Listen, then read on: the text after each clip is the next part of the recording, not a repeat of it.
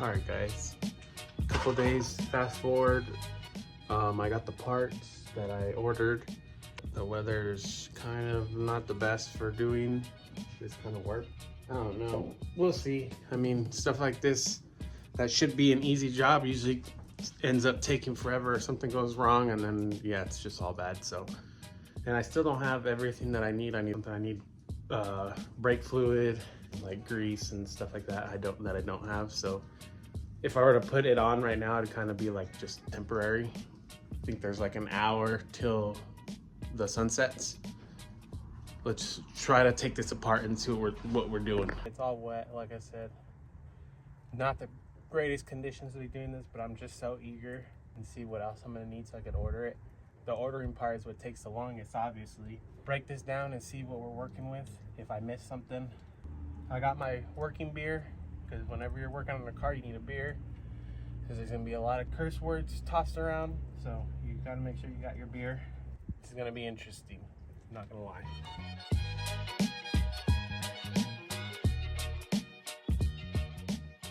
That one's a 10 and that one's a, yeah, 14. Make no sense to me. Look at this brake. I don't know if that was from when we were moving it around the wrecker or not, but that thing is toast. I don't know what else to say about that. She's dripping. I'm just gonna hang her up. Like I said, she's been dripping for a while. It's my Hyper Tough. Don't knock them Walmart tools. Don't sleep on them. All right, there it is. Some trash. I don't know how well you guys can see, but look at this. Thing snapped straight off. The sun is already disappearing. Shoot, this thing fell again, but I got that off, and now it's right here. 2 pieces snapped completely. I don't know if you guys could see, but really nothing looks tweaked. Again, after looking at it,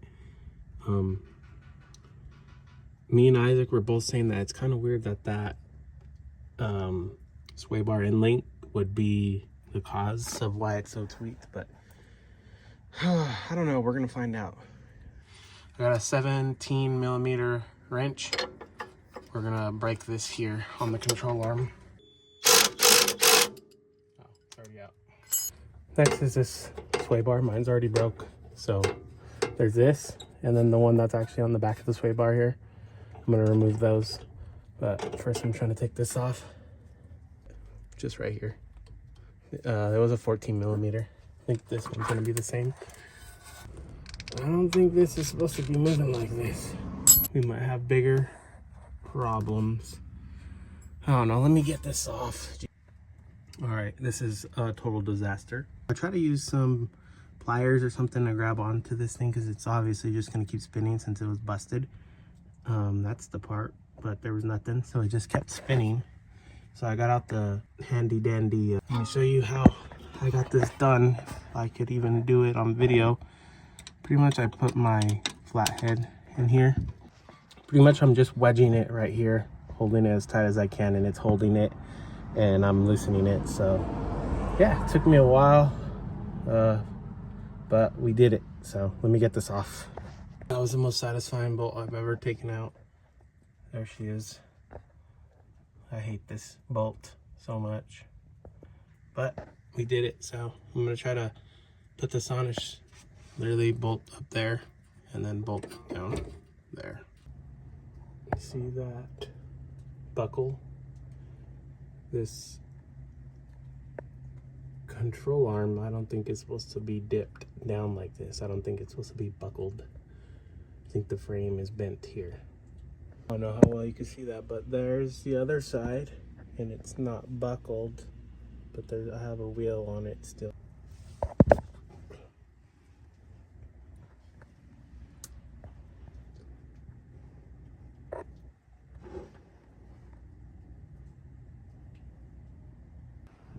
All right, for fast forwarding a couple of days, It's been a while since we saw that, what I thought was damage. Did a lot of research on it, and I do believe that the subframe on this car is actually kind of bent in a weird way. If I can, I'll try to throw up some pictures, but it's not fully symmetrical as the other side. And I was going based off the driver's side to see if there was damage there, but I don't think there is that crack there.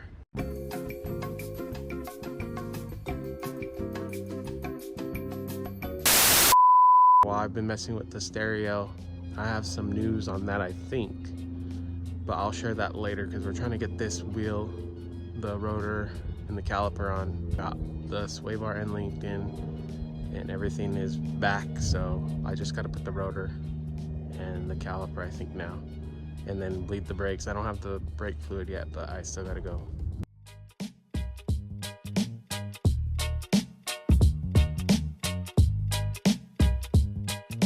I'm in such a rush all the time, trying to rush through this when I really shouldn't. You should probably take your time when you're doing this, but I am so impatient sometimes, and I'm always just trying to go as fast as I can, but I need to start slowing it down, paying attention to what I'm doing. Then I would save myself more time instead of having to retrace so much, but it is what it is. But I'm gonna take that off and put it together.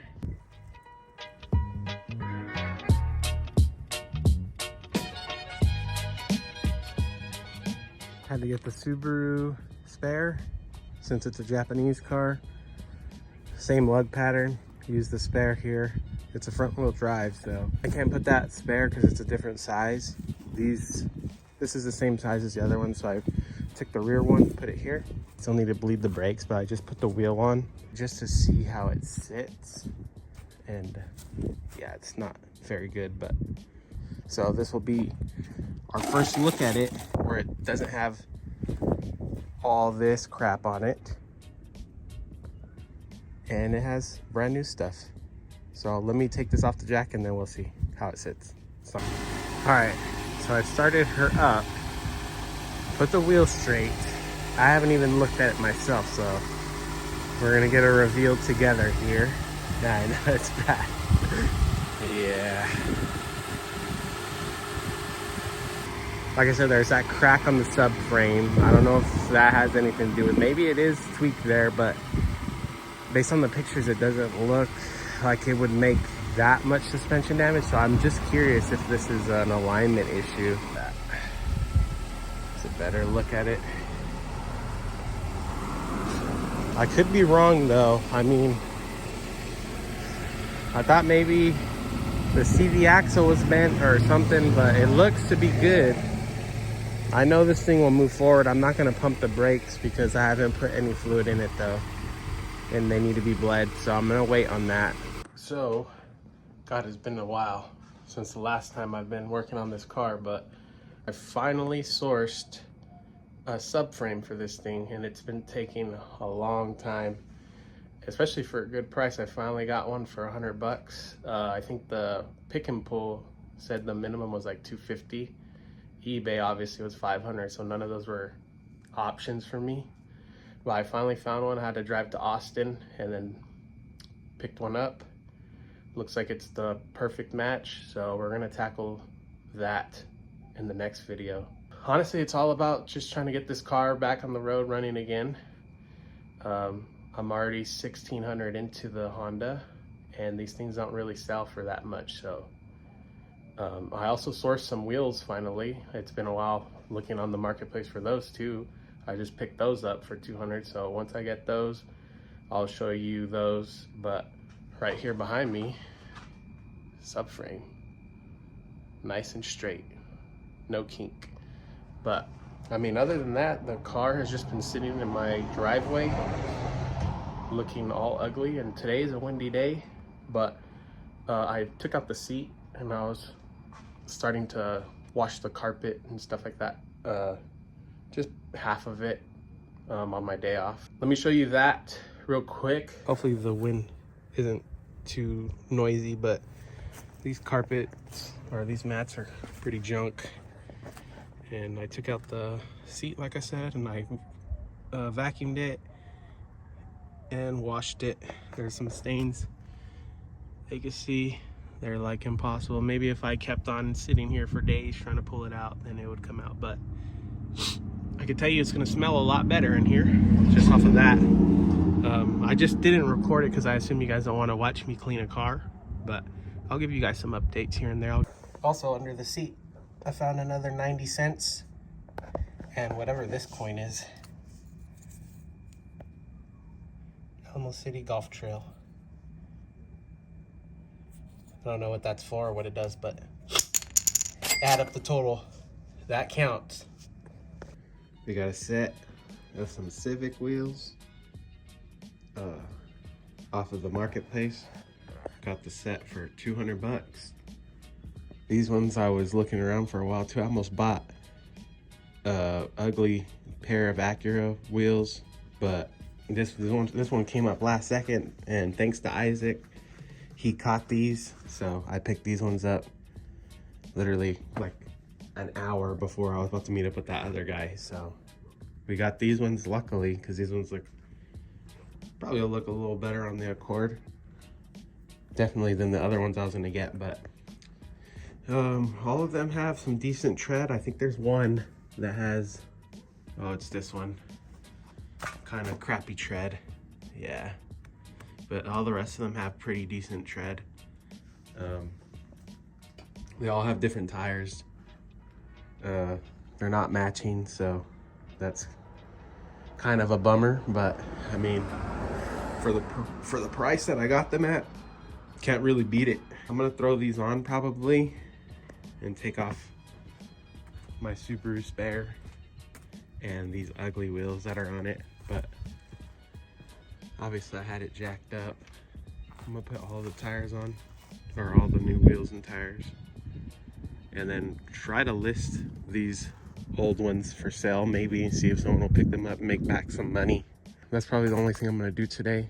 I'm a little bit tired. It's Sunday. Just had the boys over yesterday for the UFC fights, threw back some beers, and then had to work in the morning, so yeah, I'm a little exhausted. We'll do this and I'll show you guys what it looks like. I forgot to mention, this crappy beat up one is gonna go in the rear since it's a front wheel drive, and obviously it's gonna eat more tread in the front. So this crappy one will go in the rear, definitely. You can see that looks a lot better than what it did with those ugly wheels. Got curvy wheel here.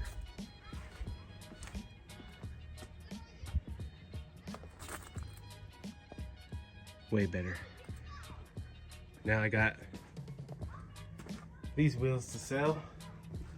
I don't know if anybody will pick them up, but if you're looking for an ugly set of wheels and half of them have crappy tires, I think this one's actually pretty good.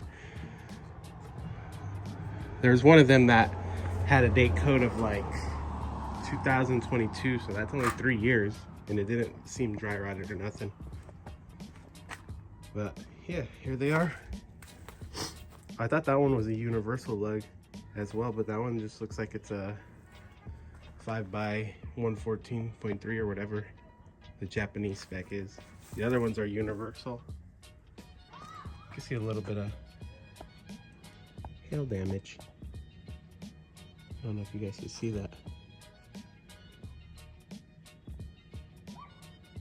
As for the stereo and everything in here, I forgot to give an update, but so I've checked with my multimeter every single one of these. Obviously, this Alpine amp is working because I have a radio and it works. When I first got it, this cord here was snipped, and it was, I think, supposed to be connected to the front left and right speakers. I already took out the back front and right speakers, plugged them into the other ones, and then I took out the line left and right from this Eclipse, and to make sure that the wires are working, and they work fine. So I got both of the speakers working, but I'm afraid that this Eclipse amplifier isn't working because the subwoofer isn't working. And I used my multimeter and I tested everything. This capacitor is getting power. Obviously we know the Alpine's working. This Eclipse, it's getting power to it. I tested it. I also checked the remote to make sure that the remote part was working, and that also was working, or at least it was getting power and everything to it. So I'm afraid that maybe that amplifier is cooked and that's why it's not kicking. I do plan on either switching the wires from this one to this working Alpine, just to see if this subwoofer works, or I'm thinking I might try to throw this subwoofer into the Subaru and see if it works there, because I have an amp in there as well. Currently, everything's still taken apart because I haven't had time to really mess with the sound. I'm mainly focused on trying to get the car drivable first, and then I can be able to mess with everything else. So that's my little update. I know for the buzzing in last video, everybody was telling me that there's some ground wire that's not properly grounded or something. I also haven't had time to look for it or track it down, but I will do that pretty soon, or after I do the subframe. So thanks for all the audio people that left their comments last video. All right, ladies and gentlemen, I apologize if this video was kind of boring. Hope you guys liked it still. The Accord is my first actual rebuild. All my other flip cars, I haven't really had to do anything this crazy, but I'm enjoying the process nonetheless. Like I said, I'm learning. The subframe job is gonna be really tough. I don't know how long it's gonna take. It could take a week, 2 weeks, a month, and that'll determine when my next video comes out. So please be patient with me. I work a full-time job, so this stuff gets done on my days off, or if I get off early enough to work on it, then that's the only time that I have. But shout out to everybody that watched the last video. You guys blew up my whole video. Thanks for all the comments, the likes, subscribers. But yeah, stay tuned. Next video should actually have some interesting rebuilding content rather than me mostly talking. I warned you guys last video that this video probably wouldn't be that interesting. Yeah, all it was just putting stuff together just to pull it all off. Stay tuned for the next one. That one's gonna be good. Or maybe it's not gonna be good. Maybe I come back and the subframe isn't done. Maybe I can't do it. Maybe I have to sell my Honda as a destroyed frame vehicle. Who knows? Let me know what you guys think. If anybody's a wire expert, not anything about the ground, I'm talking about the amplifiers and all that, leave some comments for me. And if you've ever done a subframe on a Honda Accord, please leave me some tips and advice or whatever you got to help this go smooth. I still got to go to Harbor Freight and pick up like a million tools, so I'm not, or I mean, I am looking forward, because I always like getting more and more tools. You could always use extra tools, but I just want to clean my garage, dude. It's dirty. All the Honda stuff is here. I have nowhere else. I got to move this Honda so I can get my Subaru back in here. So yeah, at this point I'm just talking too much, so I'll see you guys in that next video.